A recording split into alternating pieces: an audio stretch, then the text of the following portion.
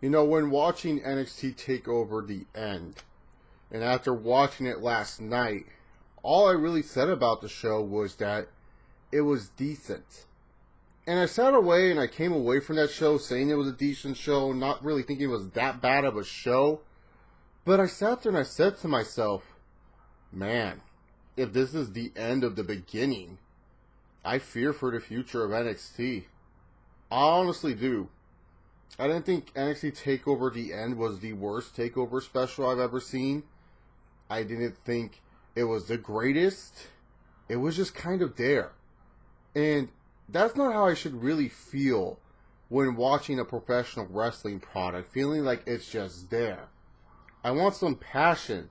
I want some interest, whether I like it or I hate it, for certain reasons. But to me, it was just more like, hey, it was there.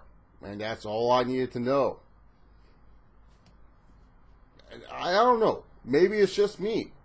Maybe I just don't get the love and the admiration of NXT. Maybe I just feel that NXT feels like they're such hot shit they can do nothing wrong. And a lot of people jump on that bandwagon. It's like when a sports team is going undefeated or winning a bunch of games. You don't doubt them because they're winning.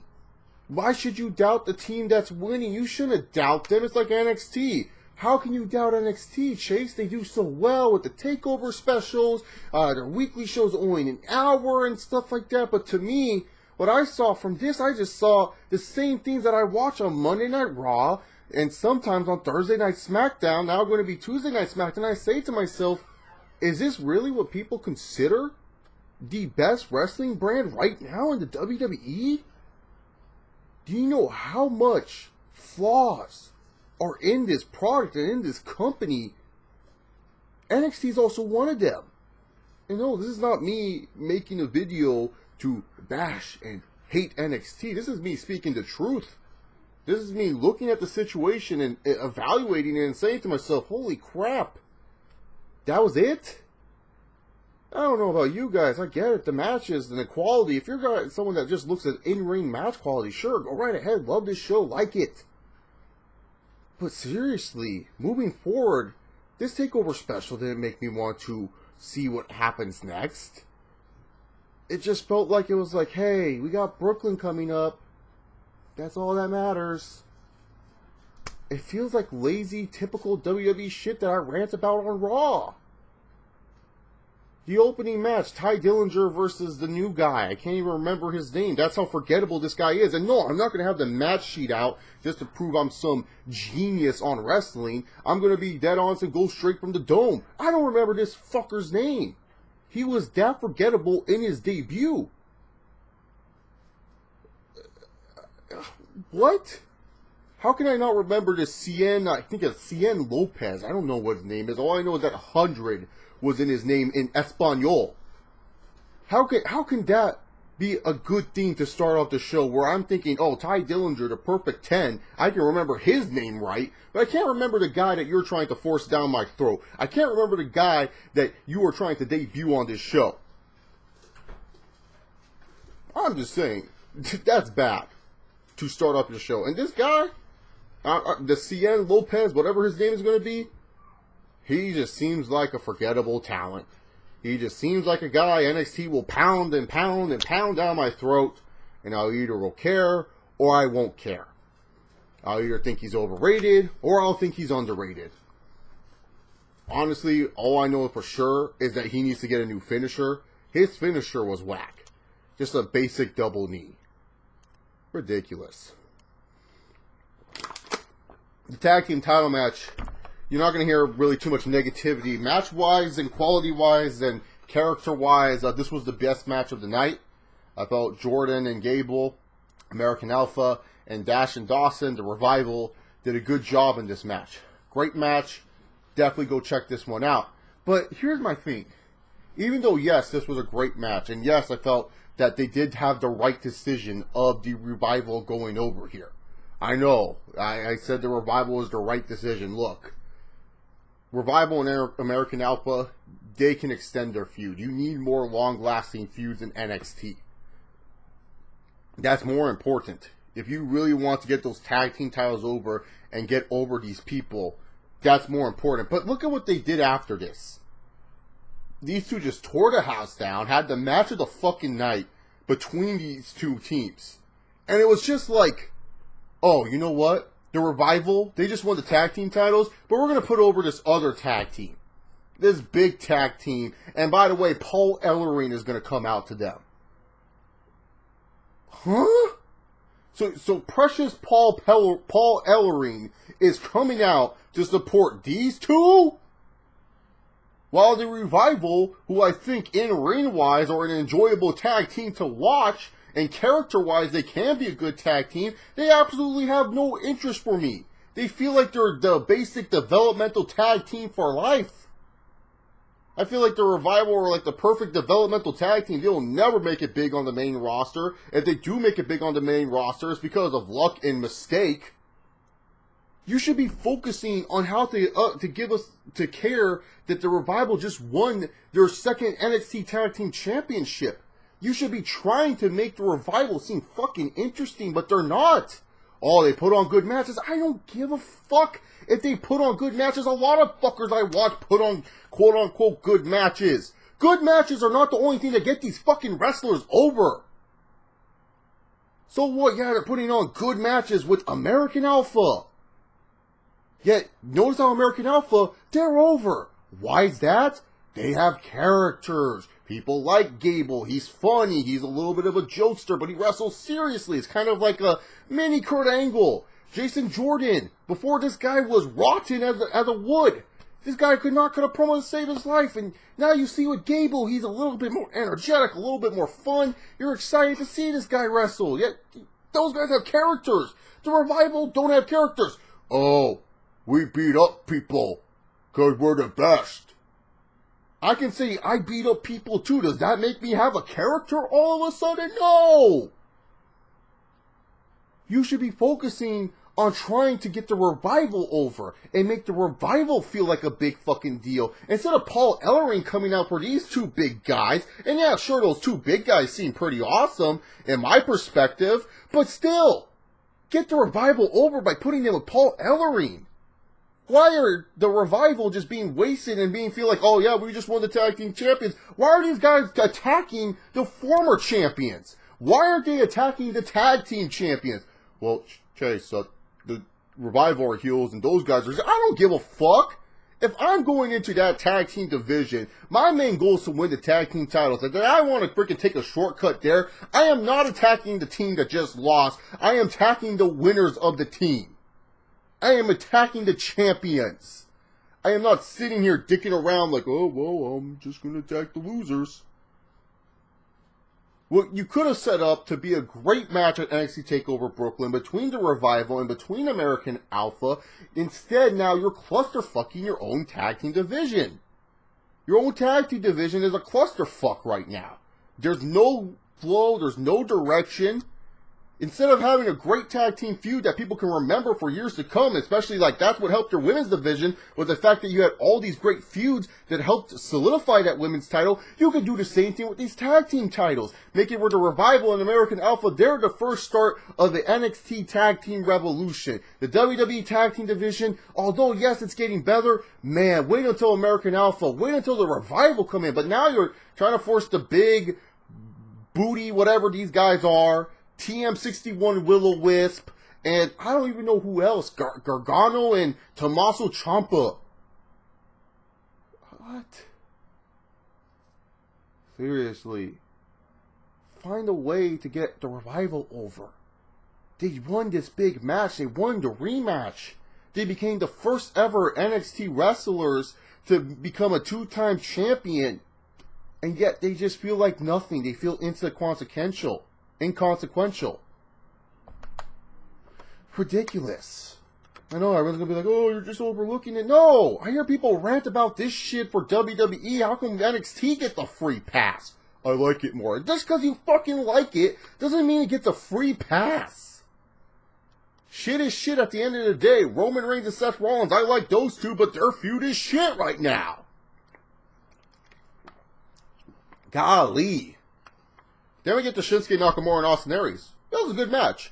Austin Aries did a great job in this match. I thought he was amazing tonight. Shinsuke did a good job too. You know, it felt like Nakamura was just like, hey, look, I just want to hit my signatures, and that's about it. And then Austin Aries is like, sure, I'll work a match. And they did a good job. Shinsuke did a good job selling some of the moves that Austin Aries did. The only point in the match that I really have a complaint about is that Aries did that suicide dive when Shinsuke was being counted out. It was like, why? The count was at 7. What is making you think to suicide dive in that situation? Like, you're the heel. Like, I understand the babyface wanting to fire up and keep on going and keep up the offense, but you're the heel in this match, Austin Aries. Why don't you just go on right ahead and just wait it out? That's what heels do. You're not trying to be the babyface in this match. So that was the only thing that puzzled me while watching the match, but it was a good match. Not the match of the night, but a good match nonetheless. Now we get into the NXT Women's Championship match, and oh god. Look, I'm not trying to say Nia Jax doesn't have potential. I think this girl can do good things for your women's division moving in the future. But key word there, future. You can tell without Bayley or Asuka that this NXT women's division would be bad. You know it would be bad without those two women still in NXT. And honestly, I feel like Bayley, and it sucks to say this because, you know, you guys should know I'm not the biggest Bayley fan in the world, but I do think she's a main roster talent. I think she could succeed very well on the main roster. But at this point in time, I don't know who the heck can replace Bayley. Who can replace Bayley as being the main face of NXT? You know, Asuka, I guess you could say Asuka, whatever you want to call her. You could say she could possibly replace Bayley, but really, to be honest, I don't sit here and I say to myself that Asuka is a perfect replacement for Bayley. I don't think she is that big of a replacement for Bayley. I think Bayley has such a good character that Asuka, you know, she's a little bit of a step back from Bayley, like 10 steps back. I'm not trying to say Asuka is bad. She's not bad in any means necessary. No, I'm just saying that when it comes down to it, Asuka is nowhere near what Bayley is at when it comes down to as a character and overall appeal. That's what I'm trying to say. I like Asuka more than Bayley, and I'm saying this. See, this is for future YouTubers and for all the people out there that do reviews. It's called not being biased. It's not that hard. Just see what you state. Or say what you see. Whatever it is called. But, yeah. And with Nia Jax, oh my god. This girl is not ready. It's funny to me when I sit here and I hear people say, Roman Reigns isn't ready. And I say, how many good matches has Roman Reigns put on in the main event? Or when some of these women wrestlers, to compare more to the women's side, when people say, Charlotte isn't ready. Or Becky Lynch may not be ready. And I know everyone's like, who says that shit? There's people out there that do say that. There are. What the fuck is Nia Jax?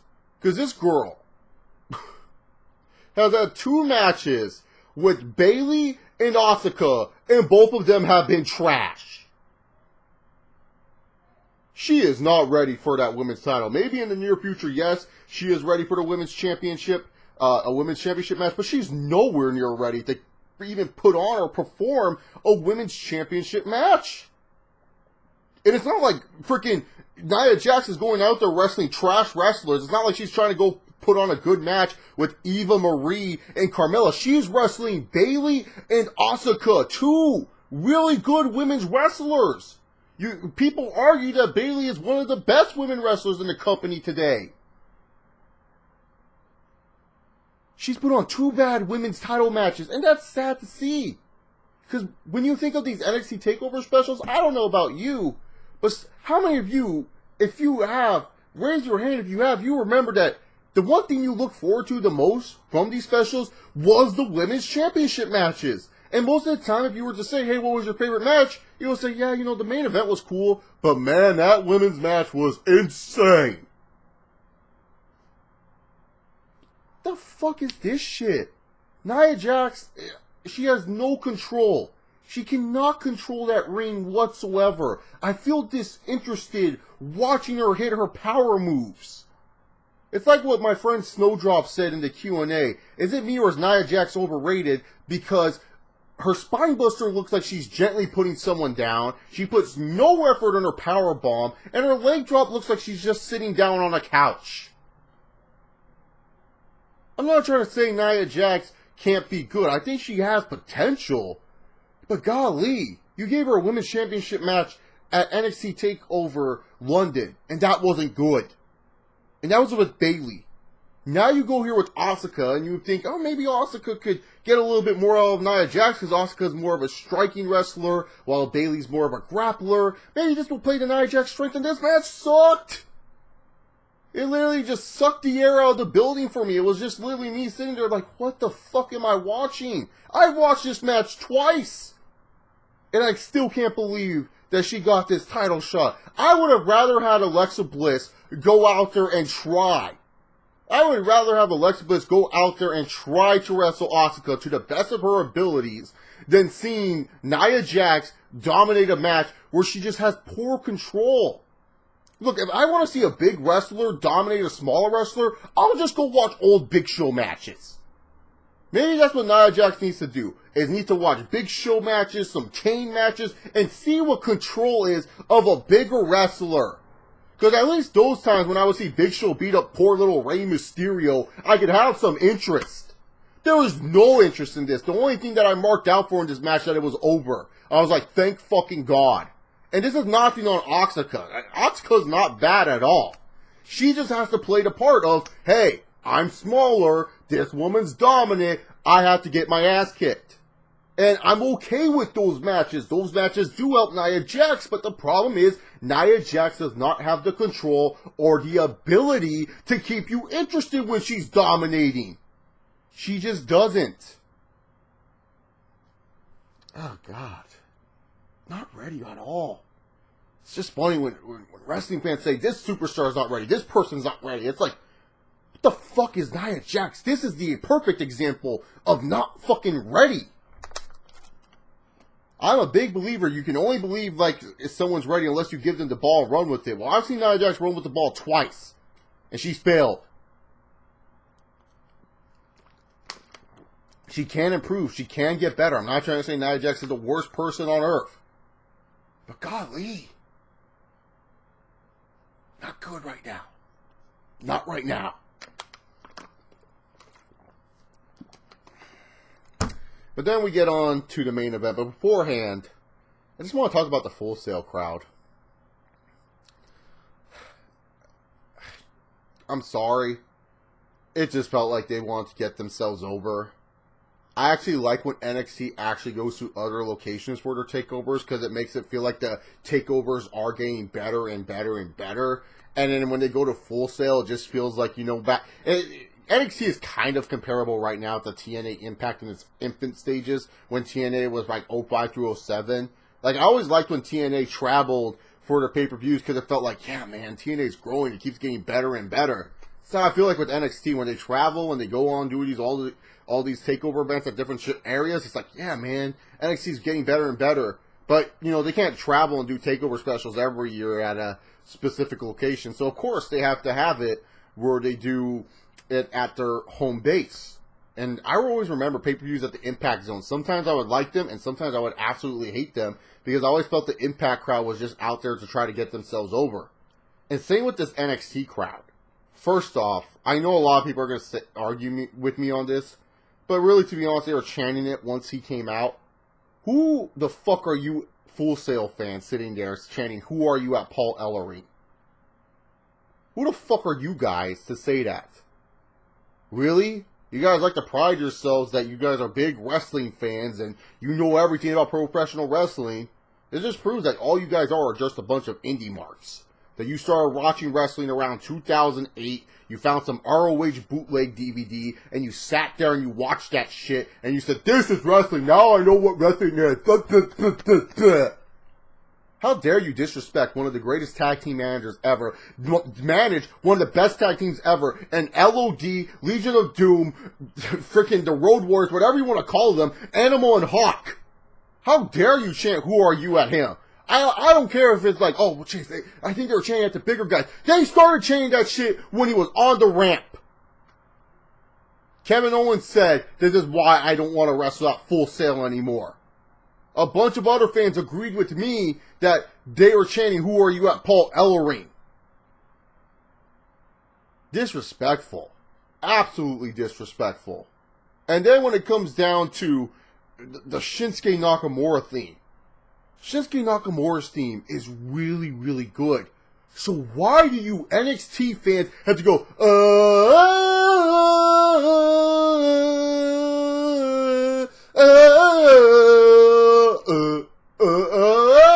throughout the whole match? Stop. Just watch and enjoy the fucking match that Aries and Shinsuke Nakamura are trying to perform to you guys.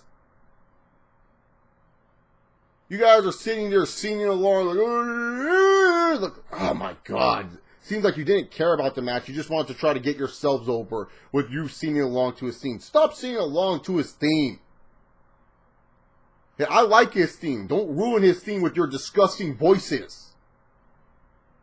I get it. Oh, jeez, come on. They're just having fun. It's having fun at a wrestling event. But yeah, at least be creative when you're having fun, though. That's why I like the UK fans. They have the, hey, we want some Bailey. And the Gable, Gable, Jordan, Jordan, Gable, Gable. They at least have fun. They at least make imaginative chants. Just seeing the guy's theme song, that's just so lazy. So lazy. I'm being dead serious. Like, yeah, the Fandango theme, that was cool. That was fine to sing against. It was hilarious because Fandango would dance to it because that was his character. Sami Zayn's theme song, you're just saying ole ole over it. You're not even saying the actual lyrics to it. Becky Lynch's theme song, it gets her hyped up. It works with her character. Shinsuke was not even acknowledging it. Shinsuke just looked around once. He's like, oh, they're singing my theme. LOL. Just try to think of imaginative chants. Please. Full Sail. Just saying. I know a lot of people are going to probably dislike the video now. I know this already has a bunch of dislikes because I'm talking bad about NXT and I'm just an NXT hater even though I praise some of these talents. I say they're really good. I'm just a hater. I don't give a fuck. Unlike most people, I'm not afraid to speak my mind. And then you get to the main event. I'll say this about the steel cage. It looked like it was about to break. I felt like it was going to break. I thought there was going to be a break spot. But anyways, Joe versus Finn Balor. Good to know Balor got some new body paint. The Venom body paint now. He's no longer Carnage. He's Venom. The Demon Model. And he took on Samoa Joe, the NXT champion. And the match itself, it was okay. It was a good main event. I don't feel like it was a TakeOver worthy main event. I'll say that. I'll definitely say that. I don't think it was worthy for a TakeOver special. But I feel like if I was watching a weekly episode of NXT, I'll leave that main event and say, yeah, you know what? That was pretty damn good. I don't know. I just feel Joe and Balor, like, they have moments where they have really good chemistry. And then afterwards, they have moments where they just look awkward with each other. And that's weird, because these guys wrestle a lot. And I mean a lot. Some of the action in this match, some of the story that they were trying to tell, felt like the story was going over the pace. Like, at one moment, they were both trying to escape the cage, and then they were trying to go for the pinfalls, when it's like, hey, you can actually escape the cage and win the match. It's like, this is why I wish cage matches were just escape and no pinfall or no submission, because it's always so confusing what story the wrestlers are trying to tell. Because in the beginning of the match, Samoa Joe was trying to play a smart strategy where he's trying to exit the cage right away. So I was like, okay, so maybe they're going to play up that the winner's going to exit the cage. But in the end, Samoa Joe won by pinfall. So the story was just kind of out of whack. It just felt like it was trying to go into many different places. This is why I wish cage matches were more or less just escape only and that's it. Because I feel like that adds more drama to the cage match than, oh, if I can pin or submit you in the ring. I have no problem if they hit their finishers on each other. That's fine. You're supposed to try to get an advantage. But, like, to me, I always find there's more drama with the escaping of the cage or trying to go through the cage door. That's just me. But, yeah, it just felt like this match was a little bit off. Like I said, not a bad main event. I just feel like Joe and Balor, their chemistry is just kind of whack. Samoa Joe wins, and Finn Balor lost clean on an NXT TakeOver special. What? Triple H's favorite golden child lost? Clean? Well, should we really call it a clean loss? I mean, he did get muscle busted off the top rope. He did survive a Kakina clutch, too. Oh, Triple H, I see how you booked your golden children.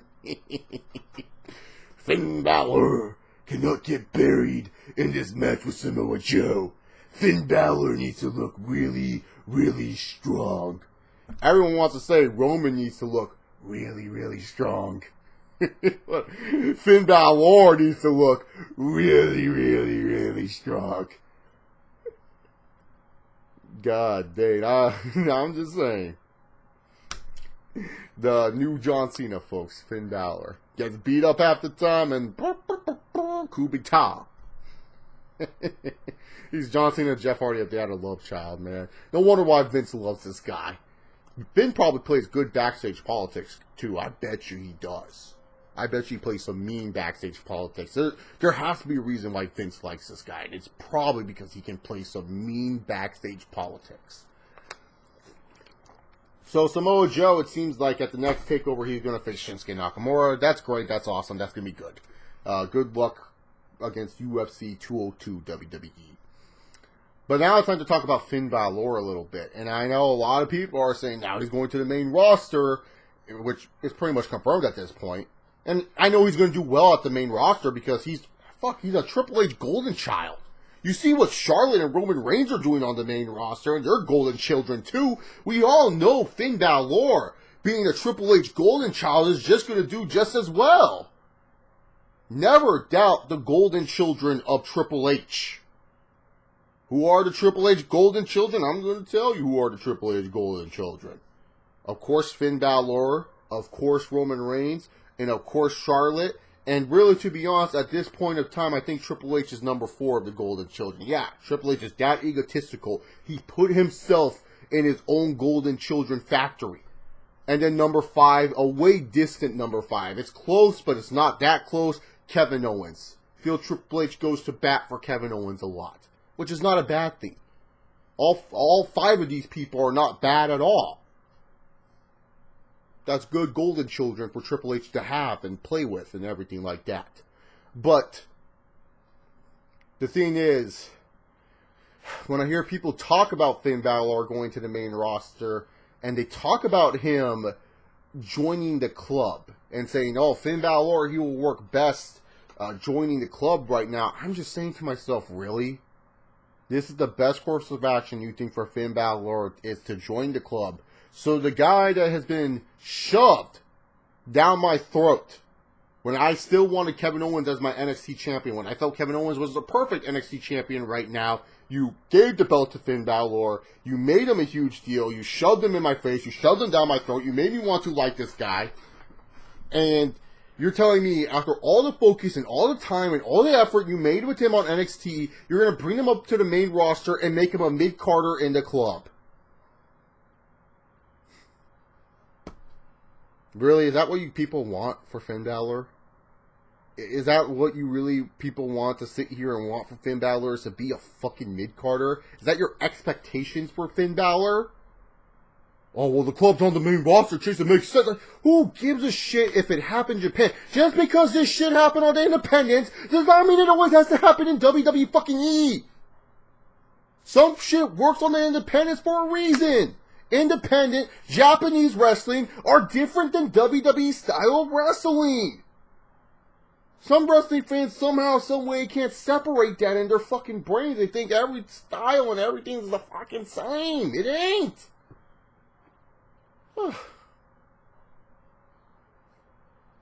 But hey, if you guys want Finn Balor to be a mid-carder, go right ahead.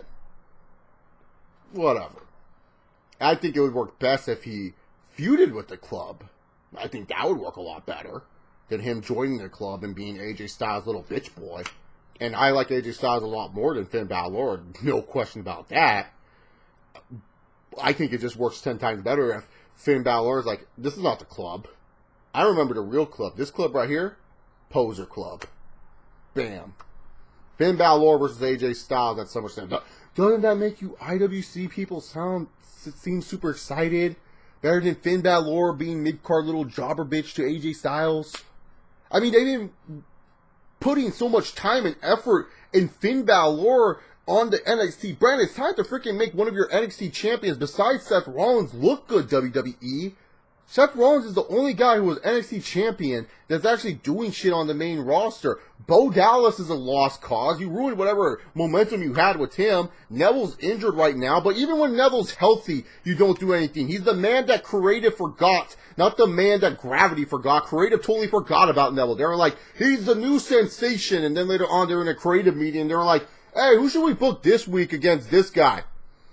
Heath Slater. Yeah, that sounds good. And Neville's probably in the back eating an apple like, the fuck? Big E, like, yeah, he's doing good with the New Day, but before the New Day, what the fuck were you doing with him? The New Day seem like they're on their own little island. They're on the tag team division scene. Vince probably is like, yeah, New Day's awesome, but I don't think Vince McMahon's really listening in to Big E's plans or anything like that. I'm just saying. It's time for one of these NXT champions to actually do shit. Kevin Owens, it's way too early for him to really say, like, what his projection's going to be on the main roster, because he's only been on it for a year. And same with Sami Zayn, because he just made it to the main roster. But the projections are not looking too good. Kevin Owens and Sami Zayn's projections are kind of looking like, they'll get high and then they'll fall. They'll get high and then they'll fall. It's time for you to actually give a guy that you put a lot of time and investment to and freaking rocket ship him up our ass. You had no problem doing it in developmental. Do it on the main roster. It can fucking work. People go, oh, no, we need time and investment to care about these characters. Shit. WWE doesn't know how to build characters from time and investment.